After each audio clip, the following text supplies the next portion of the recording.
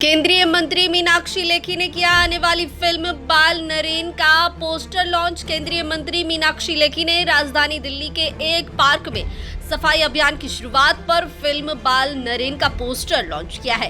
हालांकि लोगों को ऐसा लगता है जैसे बाल नरेन प्रधानमंत्री मोदी के जीवन पर आधारित फिल्म होगी, लेकिन असल में ऐसा नहीं है। बाल नरेन का मतलब यह नहीं कि यह प्रधानमंत्री नरेंद्र मोदी के बचपन की कहानी है, बल्कि यह फिल्म उनसे प्रेरित और प्रभावित होकर कैसे एक बच्चा गांव राजनगर में स्वच्छता अभियान चलाता है।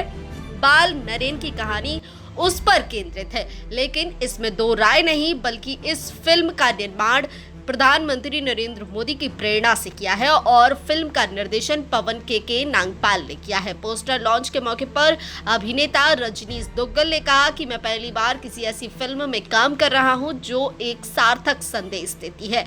समाज को अनूठा संदेश देने वाली इस फिल्म में काम करके मुझे वाकई में बहुत मजा आया।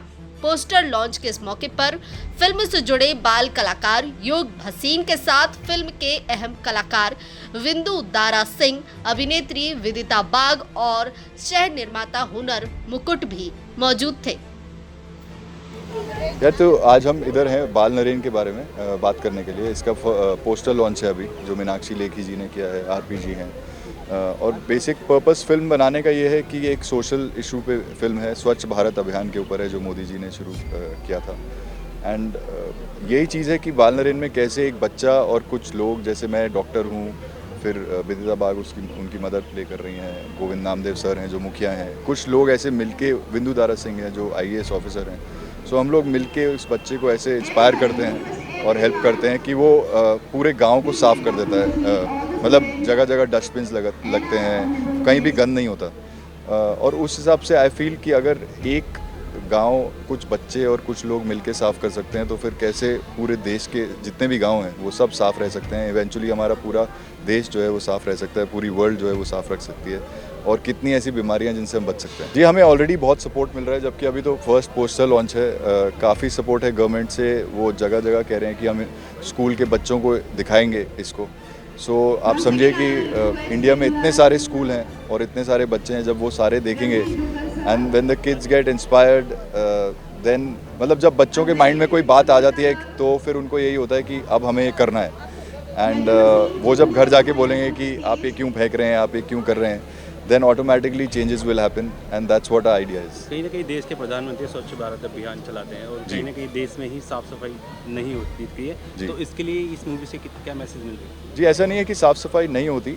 ओवर द इयर्स अगर आप देखें तो बहुत चीज़ें बहुत साफ़ हो चुकी हैं। अब ये है कि कुछ जगहें जो, मतलब और जो कॉर्नर्स हैं और जो पॉकेट्स हैं और जो गांव हैं और जो खेड़े हैं, उनकी सफाई की बारी है। और आई थिंक धीरे धीरे जब वो सारे हो जाएंगे तो इवेंचुअली हमारा देश भी ऐसा होगा कि कल को कोई बाहर से अगर इंडिया आ रहा होगा तो उसे भी लगेगा कि हाँ यार, ये बहुत साफ़ कंट्री है, चलो। तो दैट्स व्हाट वी वांट। जी जी, आई थिंक हम सबको कोविड ने बहुत कुछ सिखाया है। उस दौरान हम सब ने अपने घर भी, अपने आसपास सब कुछ साफ़ रखा है, सब कुछ, सब ने बहुत सा ध्यान दिया है, सब ने बहुत सारी चीज़ें सीखी भी हैं। So this is something which personally also I pay a lot of attention to. I definitely pay attention on cleanliness, on कि आपका घर साफ़ होना चाहिए, आपके आसपास साफ़ होना चाहिए। ये नहीं कि घर में से आपने डस्टबिन है तो बाहर फेंक दिया, तो वो भी एक सही जगह पे जाना चाहिए। So all these things are गंदगी फैला देते हैं और कहीं ना कहीं जो हमारी सभ्यता संस्कृति है उससे बिल्कुल विपरीत विचार है।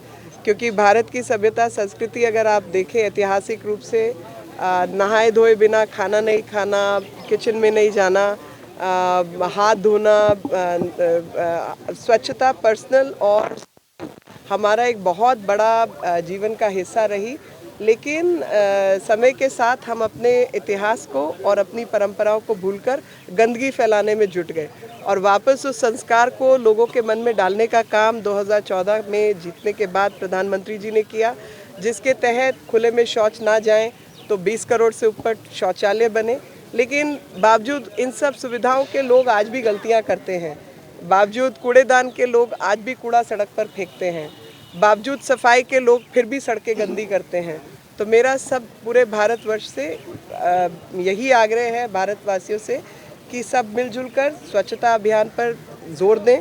जो रास्ते पर हमने चला था अच्छे से 2014-15 के बाद, वो कहीं ना कहीं पिछले 2 साल में फिर थोड़ा ढीला पड़ा है, उसको ठीक करें और स्वच्छता अभियान सेकंड, स्वच्छता 2 का जो फेज़ चल रहा है उसको और तरक्की करें और बेहतर बनाएं और एक संस्कार के रूप में बच्चों के मन में ये बात डाली जाए कि सफाई सबसे ज़्यादा ज़रूरी है, कुछ भी बनने के लिए, करने के लिए, अर्थव्यवस्था को सुदृढ़ करने के लिए और देश को कुशल सकुशल रखने के लिए।